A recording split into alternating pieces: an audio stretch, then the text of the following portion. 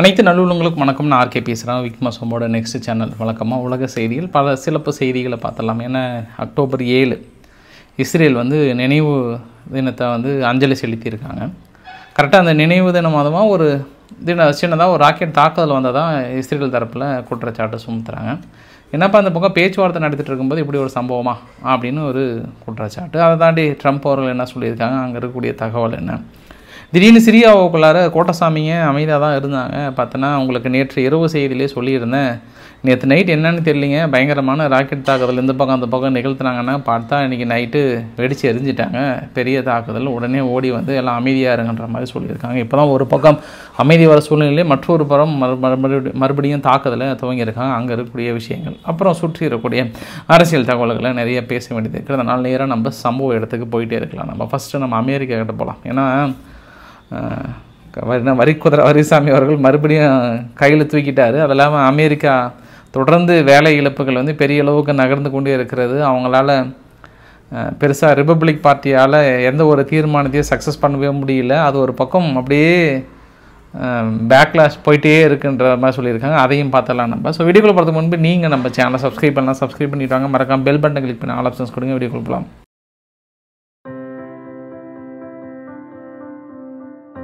இன்றைக்கி நிறைய செய்தி சேனலில் பார்த்தேன் நான், குறிப்பாக நம்ம பாலிமர் சேனலில் கூட பார்த்தேன் நான். இது காசா அமைதிக்கான திட்டத்தை செயல்படுத்தவில்லை என்றால் மிகப்பெரிய ரத்த ஆறு ஓடும் என இஸ்ரேல் மற்றும் ஹமாஸ் அமைப்பிற்கு அமெரிக்க அதிபர் ட்ரம்ப் கடும் எச்சரிக்கைன்னு சொன்னாங்க. இது நேற்றைய செய்தி தான். ஸோ என்ன சொல்ல வராங்க எல்லாருமேனா, ட்ரம்ப் அவர்கள் ஒரு ப்ரெஷரை கொடுத்து அழுத்தம் செஞ்சு இஸ்ரேலையும் ஹமாஸையும் கழுத்தை பிடிச்சி உட்கார வச்சு பேச்சுவார்த்தை நடத்துகிறீங்களா இல்லையா, அமைதி கொண்டு வரீங்களா இல்லையான்னு ஒரு ப்ரெஷர் கொடுக்குறாங்கன்ற மாதிரி சொல்கிறாங்க. அப்படின்னா 10ஆம் தேதி அவருக்கு நோபல் பரிசை கிட்டத்தட்ட கன்ஃபார்ம் பண்ணுறாங்க. அது இல்லாமல் மறுபடியும் இன்றைக்கும் ஒரு வார்த்தை சொல்கிறாரு. கிட்டத்தட்ட அவங்க ஒய்ஃப் மெலினா அவர்களே டென்ஷன் ஆகிருப்பாங்க. அடிக்கடி இந்த வார்த்தையை சொல்லி கண்டிப்பாக டென்ஷன் ஆகிருப்பாங்கன்னு நினைக்கிறேன் நான். மறுபடியும் உங்ககிட்ட சொல்கிறேன் நான், எங்கிட்ட மட்டும் வரி விதிக்கும் அதிகாரம் மட்டும் இல்லாமல் இருந்திருந்தால் இந்நேரம் 4-5 போர்கள் தொடர்ந்து நடைபெற்று கொண்டே இருக்கும் அப்படின்ற ஒரு வார்த்தையை சொன்னார். அதனால் என்கிட்ட வரி விதிக்கிற அதிகாரம் இருக்கிறதுனால தான் இந்த பக்கம் இந்தியாவும் பாகிஸ்தானுடைய போரை நான் உடனடியாக நிறுத்தினேன், இல்லைனா அது வேறு மாதிரி மாறி இருக்கும் அப்படின்னு மறுபடியும் மனுஷன் இன்றைக்கி சொல்லியிருக்கிறார். ரைட்டு, வேறு லெவலில் போகிறீங்க அப்படின்னு சொல்லிவிட்டு இப்போ நவம்பர் 1ஆம் தேதி இருந்து, ஏன்னா இப்போ அக்டோபர் 7 இல்லையா, கொஞ்ச நாள் கேப் விட்டார். நவம்பர் 1 வெளிநாட்டிலிருந்து இறக்குமதி பண்ணுகிற லாங் ட்ரக்கு இருக்கு இல்லையா, இந்த வெஹிக்கிள் லாரி மாதிரி ட்ரக்கு மாதிரி இருக்கு இல்லையா, அதுக்கு எல்லாத்துக்குமே 25% வரி விதிக்கிறார். மேக் அமெரிக்கா கிரேட் எகைன்ற அடிப்படையில். இதே தான் மற்ற நாடுகள் சப்போஸ் இப்போ டெஸ்லா போன்ற கார்கள்லாம் இந்தியாவில் இறக்குமதி பண்ணால் அதிகமான வரி விதிக்கிறாங்கன்னு நீங்கள் சொன்னீங்க. இப்போ நீங்களே அந்த கான்செப்டுக்கு வரீங்க. ஏன்னா உங்கள் உள்நாட்டினுடைய தொழில்கள் பாதிக்கப்படுகிறது, உள்நாட்டினுடைய உற்பத்தி பாதிக்கப்படுகிறது. அதனால் எங்கள் நாட்டு ப்ராடக்ட்டு தான் நாங்கள் ஃபஸ்ட்டு ப்ரிஃபரன்ஸ் கொடுக்குறன்ற அடிப்படையில் நாங்கள் 25% வரி விதிக்கிறோன்னு சொல்கிறீங்க. அப்போ இதே கோட்பாடில் தானே மற்ற நாடுகளும் இருக்கும். அப்போ அந்தந்த நாடுகள் அவங்க நாட்டுடைய உற்பத்தியும் அவங்க நாட்டுடைய வேலை வாய்ப்பையும் உறுதி செய்கிறது தானே அந்த நாட்டோட கடமை. அதன் அடிப்படையில் தானே ஒரு சில ப்ராடக்டை வரி அதிகம் பண்ணாதான் இங்கே இருக்கக்கூடிய ப்ராடக்ட் சேல் ஆகும், இங்கே உள்ளூர் வேலைவாய்ப்பு உறுதி செய்யப்படுற அடிப்படையில் தானே இருக்காங்க. இப்போ டெஸ்லாக்கார கூட அதன் அடிப்படையில் தானே வரி விதிக்கிறாங்க. இப்போ நீங்கள் என்ன சொல்ல வரீங்க, அப்போ அது கரெக்டுன்னு சொல்ல வரீங்களான்றது இன்னொரு பாயிண்ட் ஆஃப் வியூவில் நம்ம புரிந்து கொள்ள முடிகிறது. எல்லா நாடுமே ட்ரம்ப்போட ஆங்கிளில் பார்த்தா கரெக்டாக தான் இருக்கும். ஏன்னா இந்தியாவுக்கும் இன்னும் அமெரிக்காவுக்கும் அந்த டேர்ம்ஸ் அண்ட் கண்டிஷன் ஒத்து வரவே இல்லை அப்படின்றது ஒரு கூடுதல் தகவலாக சொல்ல முடியும். மற்றொரு தகவல் அடிஷனலாக உங்ககிட்ட ஒன்று சொல்லிட்டு போயிடுறேன். இந்த எலான் மஸ்க் அவர்களுக்கும் ட்ரம்ப் அவர்களுக்கும் அப்படியே எதிரியும் புதிரியும் ஆகிட்டாங்க. கொஞ்ச நாளைக்கு முன்பு வரைக்கும் நண்பர்கள், அந்த வாங்க ஃப்ரெண்ட்ஸ் நம்ம நண்பர்களாக இருக்கலாம்னு சொன்னாங்க இல்லையா, எதிரியும் புதிரியும் ஆகிட்டாங்க. அப்படி இருந்தால் கூட ரீசண்டாக ட்ரம்ப் நிர்வாகம் என்ன பண்ணாங்க, தனது ப்ராஜெக்ட் ஒன்று, அதாவது ஏற்கனவே அமேசான் நிறுவன ஜெப் பெசாஸ் இருக்கிறார்ல, அவருக்கு தான் பெரிய இராணுவ ப்ராஜெக்டும் அது இல்லாமல் மற்ற ப்ராஜெக்ட்டுமே கொடுத்துருந்தாங்க. இப்போ அமெரிக்காவினுடைய இராணுவத்திடமிருந்து 6300 கோடி ரூபாய் மதிப்பில் உள்ள விண்வெளி திட்ட ஒப்பந்தங்களை ஸ்பேஸ் எக்ஸ் நிறுவனம் வாங்கியிருக்காங்க. ஏற்கனவே இராணுவத்திற்கான 7 விண்வெளி திட்டங்களில் 5 திட்டங்கள் ஒப்பந்தம் எலான் மஸ்க் கிட்ட தான் இருக்குது. இப்போ ரீசெண்டாக கூட ட்ரம்ப் அவர்கள் என்ன சொன்னார்னா, எலான் மஸ்க் அவ்வளோதான், எல்லா ப்ராஜெக்ட்டும் கேன்சல் பண்ண அப்படின்னா அவர் ரொம்ப ரிஸ்க்கு என்ற மாதிரி பயங்கரமாக மிரட்டல் விட்டாங்க. அப்புறம் எல்லாரும் நினச்சாங்க, அப்படியே 2 பேரும் பயங்கரமாக அடிச்சுக்கிறாங்களே அப்படி இப்படின்னா இதே ஒரு வகையான கேம் தான் போல். ஏன்னா கூடயே இருந்து ப்ராஜெக்ட் வாங்கிட்டிங்கன்னா அப்புறம் என்னையும் தப்பாக சொல்லுவாங்க, உங்களையும் தப்பாக சொல்லுவாங்க. 2 பேரும் தள்ளி போயிட்டு நீயும் பேசுகிற மாதிரி பேசு, நானும் அட்டாக் பண்ணுற மாதிரி பண்ணுறேன்னு சொல்லிட்டு தள்ளி இருந்து கடைசியில் பண்ணுறாங்களான்னு இன்னொரு கேள்வி வருது. அவ்வளோ எதிரி புதிரியாக இருந்தால் எந்த ஒரு தலைவராக இருந்தாலும் ப்ராஜெக்ட் மட்டும் கொடுக்க மாட்டாங்க. ஏன்னா அங்கே அமேசான் வேறு காத்துட்டு இருக்காங்க, ஈஸியாக அவங்களுக்கு கொடுத்துருவாங்க. அதனால் இப்போ பத்திரிகைகள்லாம் என்ன சந்தேகப்படுறாங்கன்னா, நிஜமாகவே இவங்க 2 பேர் எதிரிகள் தானா இல்லை சும்மா நடிக்கிறாங்களா அப்படின்ற இன்னொரு ஆங்கிள்லையும் பார்க்குறாங்க. ஏன்னா நீங்கள் இது நார்மலாகவே பிஸ்னஸ் ரீதியாக எடுத்தணும் அப்படின்னா ஒருத்தர் ஆளுங்கச்சி எதுக்குறார் அப்படின்னும் போது அவருக்கே திருப்பி ப்ராஜெக்ட் கொடுப்பாங்களான்னா அது கொஞ்சம் ரிஸ்க்காக தான் இருக்கும். பட் ஆனால் இது கொடுத்துருக்காங்கன்றது இன்னொரு ஆங்கிள்லையும் பார்க்குறாங்க. சரி, இப்போ அமெரிக்காவோட மற்றொரு தகவல் பார்த்தோம் அப்படின்னா, இந்த ஃபண்டிங் பில் டெமோக்ராட்டிக் பார்ட்டி என்ன பண்ணிட்டாங்க, மறுபடியும் ரிஜெக்ட் பண்ணிட்டாங்க. இது 5வது முறையாக சப்மிட் பண்ணுறாங்க. ஆக்சுவலாக 30ஆம் தேதிக்குள்ளார லாஸ்ட் இயர் செப்டம்பர் 30க்குள்ளே பர்மிஷன் வாங்கியிருக்கணும். அங்கே இருக்கக்கூடிய அரசு நிறுவனங்களுக்கு சம்பளம் கொடுப்பதற்கும் அரசு நிர்வாகத்தை மேற்கொண்டு நடைபெறுவதற்குமான ஒரு பில் ஒப்புதல் பெறணும். எப்போ செப்டம்பர் 30ஆம் தேதிக்குள்ளே ஒப்புதல் பெறணும், முடியல. அதுக்கப்புறம் இன்றைக்கி 7ஆம் தேதிக்குள்ளே பார்த்தீங்கன்னா 5 தடவை அப்ளை பண்ணிட்டாங்க. 5 தடவையுமே ரிஜெக்ட் பண்ணிட்டாங்க. 45-50 ரேஷியோவில் ரிஜெக்ட் பண்ணியிருக்காங்க. அதாவது 45 பேர் ஆளுங்கட்சியை சேர்ந்தவர்கள் ஆம் என்றும் 50 பேர் யூஎஸ் காங்கிரஸ் ரிஜெக்ட் பண்ணிட்டாங்க. ஆக்சுவலாக எவ்வளோ தேவைன்னா 60 தேவை. அப்போ இப்போதைக்கு வேலை ஆகாது.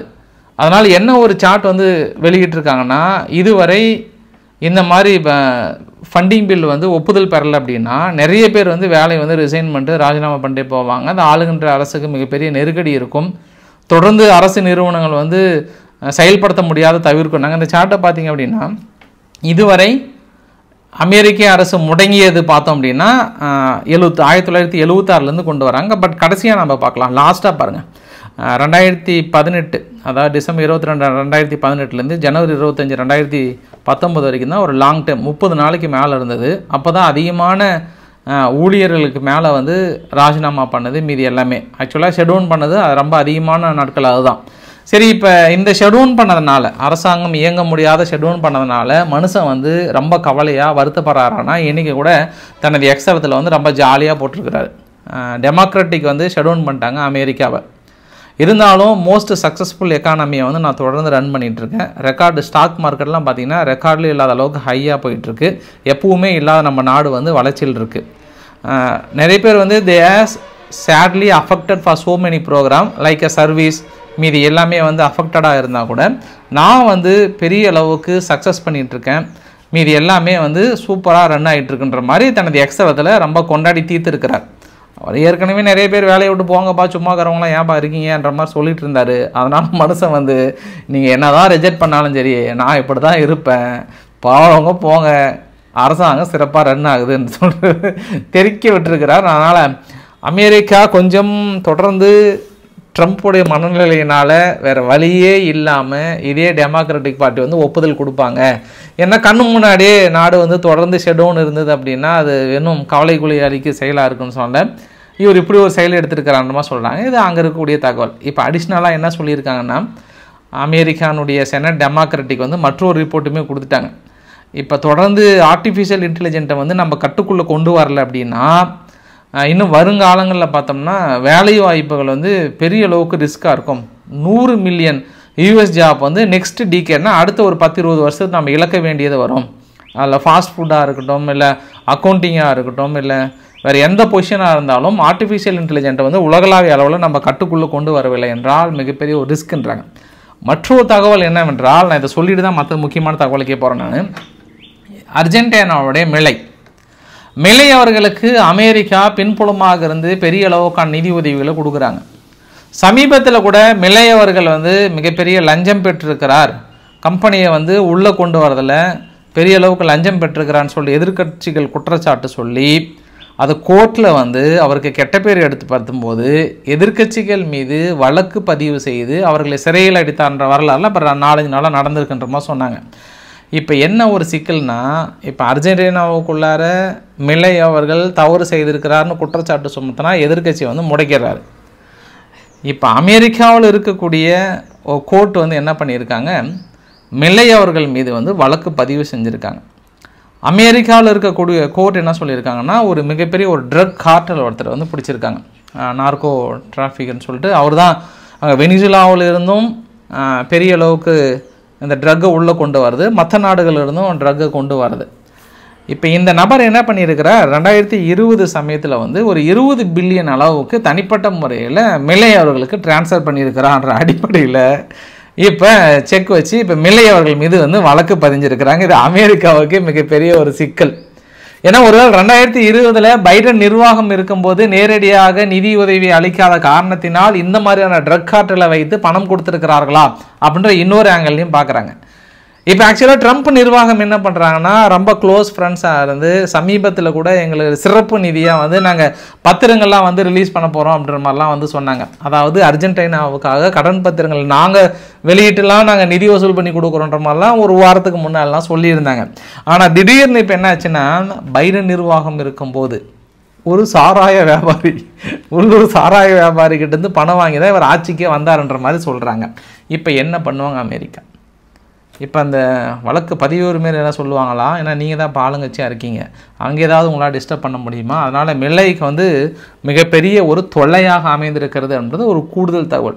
இந்த ட்ரக் கார்ட்டல் விவகாரத்தை பற்றி சொல்லணும் அப்படின்னா நான் மற்றொரு விவகாரத்தையும் சொல்லிடுறேன். ஆல்மோஸ்ட் இங்கே பேச்சுவார்த்தை பார்த்தோம்னா வெனிசுலாவுக்கும் அமெரிக்காவுக்கும் ஒரு நடுநிலை வகித்தாங்க. ஜாவின்னு சொல்லிட்டு ஒருத்தர் வந்து நியமித்தாங்க. அவர் தான் போயிட்டு வெனிசுலாவுக்கும் அமெரிக்காவுக்கும் பேச்சுவார்த்தை ரன் பண்ணுறாரு. ஒரு 2-3 நாளாக ரன் பண்ணது, ஆனால் பேச்சுவார்த்தை ஃபெயிலியர் ஆகிடுச்சு. ஃபெயிலியர் ஆனதுனால இன்றைக்கி நியூயார்க் டைம்ஸ் போன்ற பத்திரிகைகள் என்ன சொல்லியிருக்காங்கன்னா, தாக்குதலுக்கான உத்தரவை கொடுத்துட்டாங்க.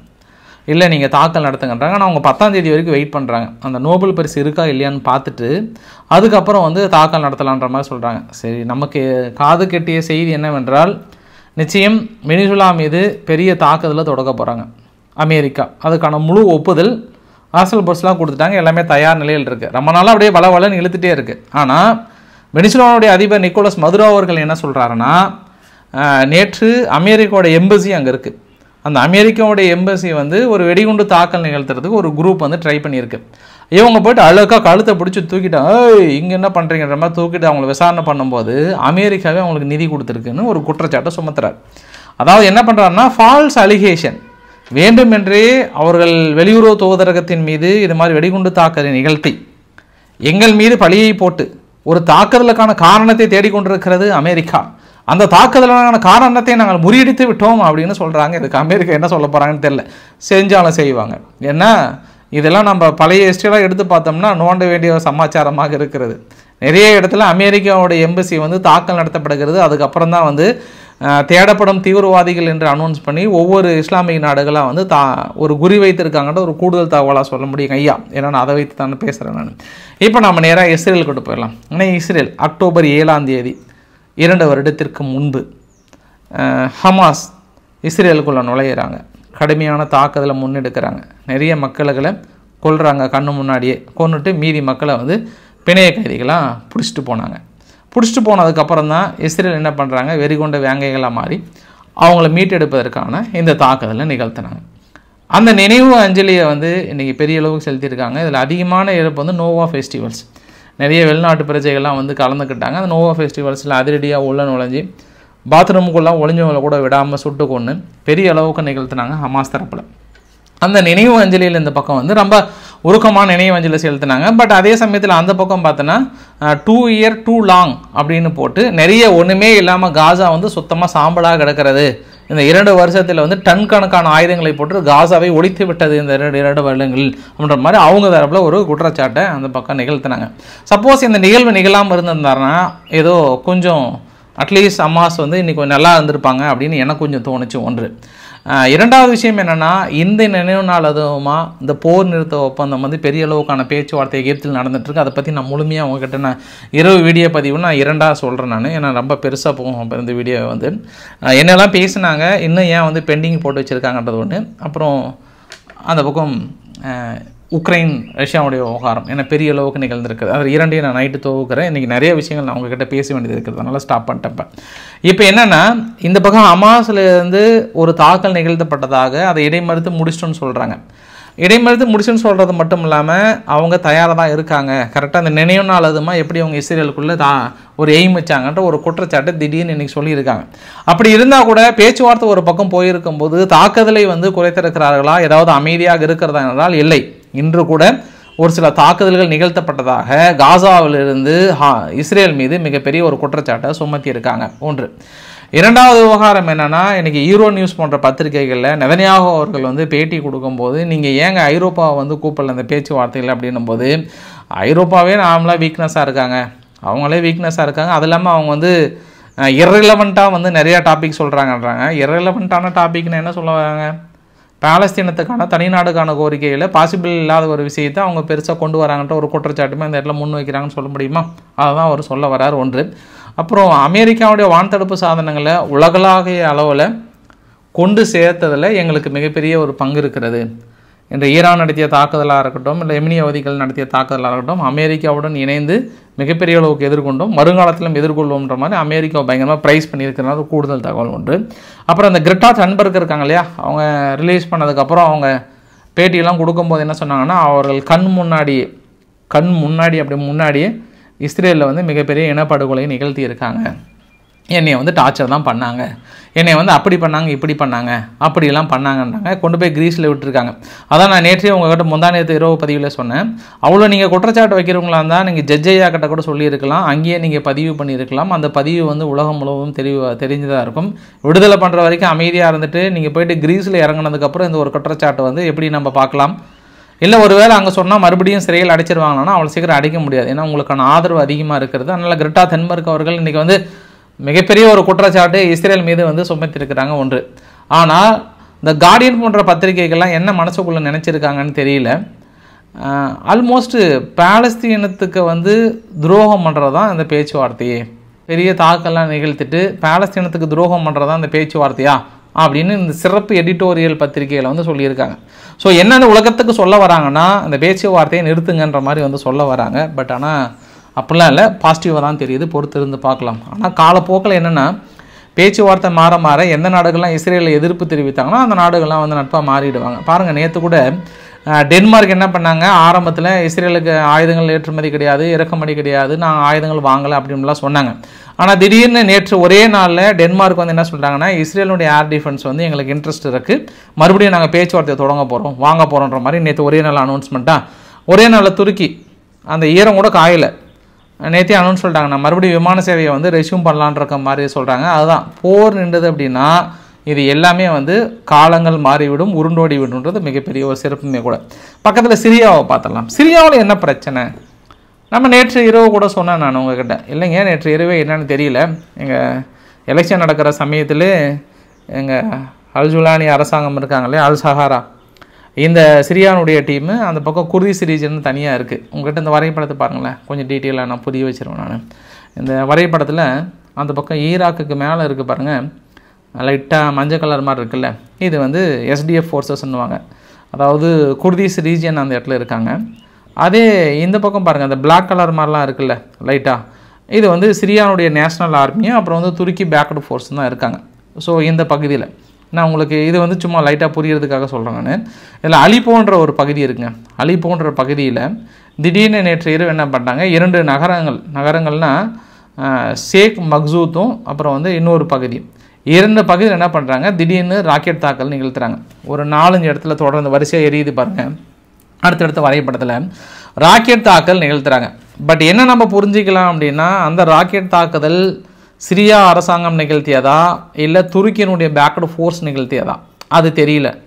ஆனால் திடீர்னு இரவு நேரத்தில் பெரிய தாக்கல் நிகழ்த்தியிருக்கு. அதுக்கப்புறம் இந்த அல் சஹாரா டீம் என்ன பண்ணியிருக்காங்க, உள்ளே நுழைஞ்சிருக்காங்க. உடனே அந்த மக்கள் என்ன பண்ணிட்டாங்க, அந்த குர்திஸ் இன மக்கள் வந்து வெகுண்டு எழுந்து வந்து எதிர்ப்பு தெரிவிச்சிருக்காங்க. இது வரைக்கும் பல பேர் படுகாயம் அடைந்திருக்காங்க, 2 பேர் பக்கம் இறந்து போனதாக சொல்கிறாங்க. இந்த டீம் தான் வந்து கொஞ்ச நாளைக்கு முன்பு வந்து அமைதிக்கான ஒப்பந்தத்தில் வந்து கையெழுத்து போட்டாங்க. நீங்கள் 2 பேர் கை கொடுத்துருக்காங்க இல்லையா, இவங்க யார் அப்படின்னா, ஒருத்தர் வந்து எஸ்டிஎஃப்னுடைய லீடர், அவ்வளோதான் மஸ்லூல் அப்தியும் வந்து இந்த பக்கம் அகமத் அல் சாரா அவர்களும் சரி கையெழுத்து போட்டு இதுக்கப்புறம் 2 பேரும் போர் வேணாம், ரொம்ப அமைதியாக இருக்கலாம்னு சொன்னாங்க. ஆனால் கரெக்டாக எலெக்ஷன் முடிகிற சமயத்தில் இப்படி ஒரு தாக்குதல், அங்கே இருக்கக்கூடிய மக்கள் பெரிய அளவுக்கு அந்த குர்திஸ் ரீஜன் மக்கள் ஆதரவு கொடுக்குறாங்க. உடனடியாக தாக்குதலை நிறுத்த வேண்டும்ன்ற மாதிரிலாம் வந்து சொல்லியிருக்காங்க.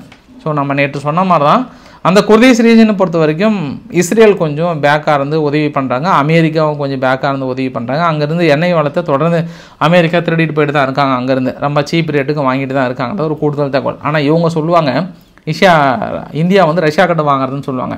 அந்த பகுதியிலிருந்து தொடர்ந்து அமெரிக்கா எடுத்துகிட்டு தான் போகிறாங்கன்றது ஒரு கூடுதல் தகவல்.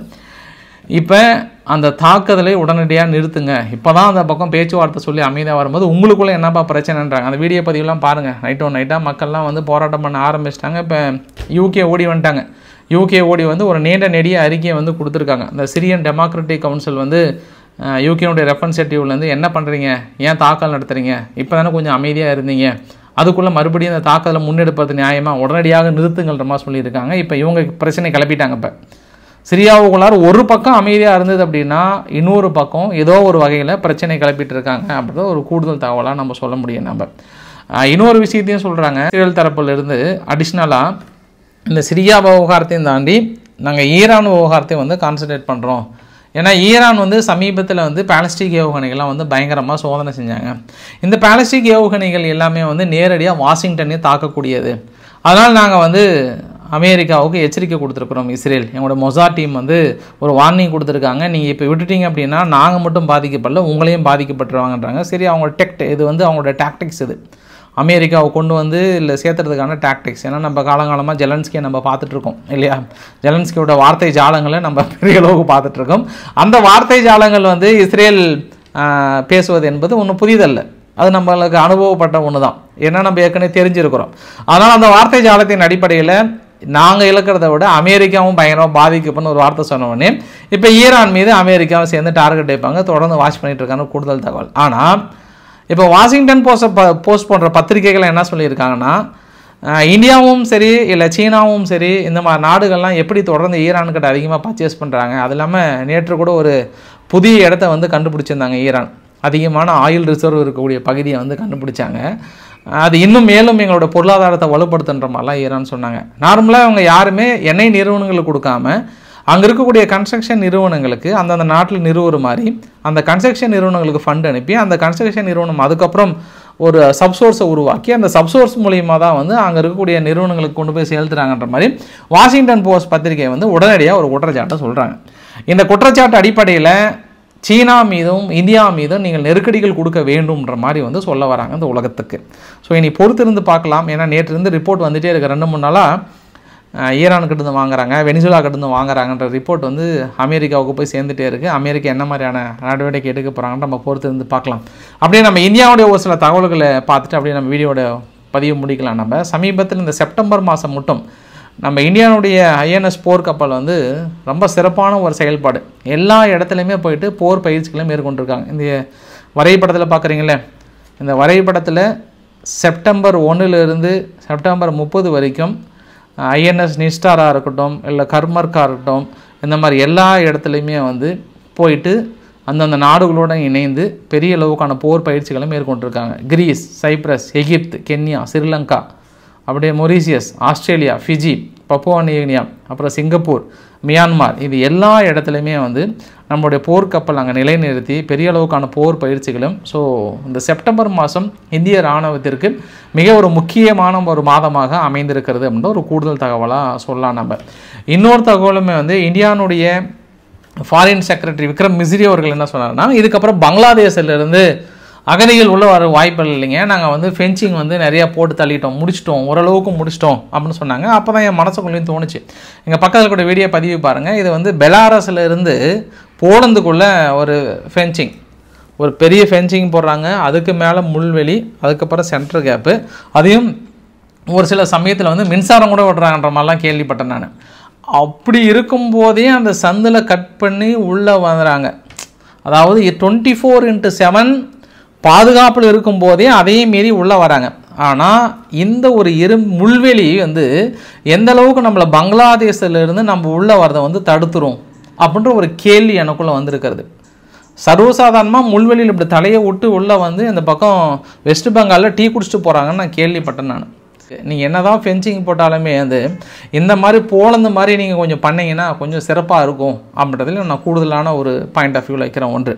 இன்னொன்று என்ன, பாகிஸ்தான் மீது இந்தியா மிகப்பெரிய ஒரு விமர்சனத்தை முன்வைக்கிறாங்க.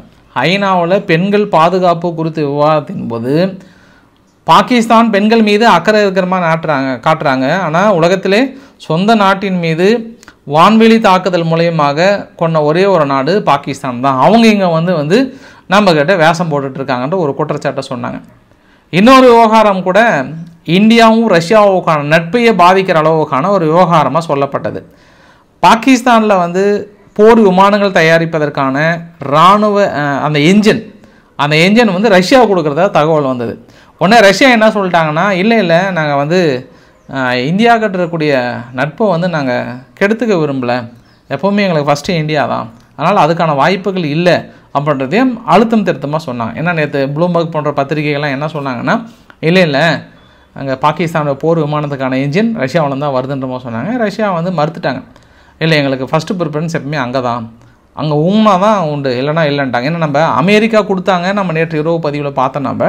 பட் ரஷ்யா அது மாதிரி கொடுக்குமா அப்படின்னு கேட்கும்போது ரஷ்யா இல்லை நாங்கள் வந்து வாய்ப்புகள் இல்லைன்றது ஒன்று சொல்லியிருக்காங்க. கூடுதல் பாயிண்ட் ஆஃப் வியூவில் கத்தாரில் இருக்கக்கூடிய மக்களை நம்ம சப்ஸ்கிரைப் நிறைய பேர் இருக்கீங்க. இதுக்கப்புறம் அங்கே யூபிஐ பேமெண்ட் டைரெக்டாகவே ஸ்கேன் பண்ணி யூபிஐ பேமெண்ட்டை வந்து நேற்று இருந்து டைரெக்டாக கொண்டு வந்திருக்காங்க. குறிப்பாக தோஹாவில் இருக்கக்கூடிய ஹைப்பர் மார்க்கெட்டில் ஃபஸ்ட்டு யூபிஐ பேமெண்ட் வந்து இன்ட்ரோடியூஸ் பண்ணதாக இந்தியாவுடைய பியூஷ் கோயல் அவர்கள் வந்து அனௌன்ஸ் பண்ணியிருக்காங்க. கூடுதல் தகவல் இந்த வீடியோ நிறைவு பகுதியில். இது பாகிஸ்தானில் வந்து ஜாஃபர் எக்ஸ்பிரஸ் நேற்றுமே வந்து திடீர்னு தாக்குதலுக்கு உள்ளாக்கப்பட்டு ஃபுல்லாக இதாகிடுச்சு. இது வந்து பலூச்சிஸ்தானில் இது இரண்டாவது சம்பவம். அதாவது ஒரு 15 நாள் கேப்பில் வந்து இரண்டாவது சம்பவம். பாதிப்புகள் பெருசாக இல்லை, தொடர்ந்து இந்த மாதிரியான சம்பவங்கள் அங்கே நடைபெற்று கொண்டிருக்கிறது அப்படின்ற மாதிரி வந்து சொல்லியிருக்காங்க. ஸோ இன்றைக்கு ஓரளவுக்கான தகவலை கவர் பண்ண நினைக்கிறேன். பிடிச்சிருந்தால் லைக் பண்ணுங்கள், ஃப்ரெண்ட்ஸுக்கு ஷேர் பண்ணுங்கள், சப்ஸ்கிரைப் பண்ணுங்கள். ரவிக்குமார் சேனல். நன்றி, வணக்கம்.